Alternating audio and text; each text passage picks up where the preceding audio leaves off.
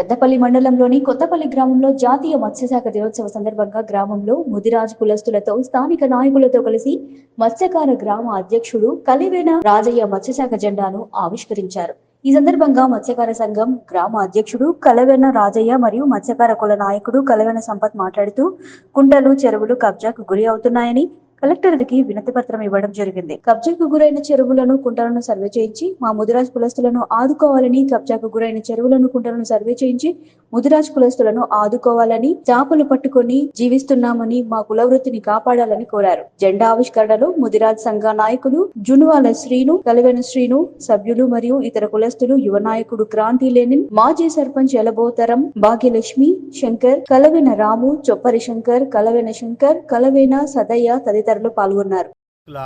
జెండా ఎత్తిన సందర్భంగా మా ముదిరాజ్ సంఘం కులం పెద్ద మనుషుల సమక్షంలో అందరి సభ్యులకు సుఖ సంతోషాలతో ఉండాలని నాదొక్క ప్రార్థన.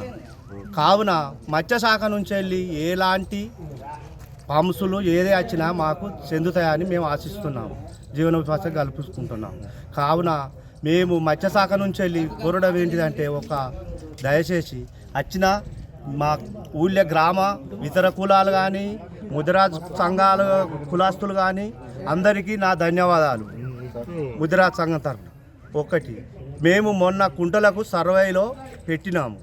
అందుకు కావున కలెక్టర్ గారిని కోరడం జరిగింది. అందుకని తొందరలోనే మాకు కుంటలు, చెరువులు సర్వే చేస్తూ మా ముదిరాజ్ సంఘం జీవన ఉపాధి చేసుకుంటూ గడుపుతున్న మా ముదిరాజులకు కలెక్టర్ గారు తొందరగానే సర్వేలు చేసి మాకు తొందరగా మాకు అప్పచెప్పాలని మాదొక ప్రార్థన. ఇట్లు మా ముదిరాజ్ సంఘం కొత్తపల్లి పెద్ద మనుషులు.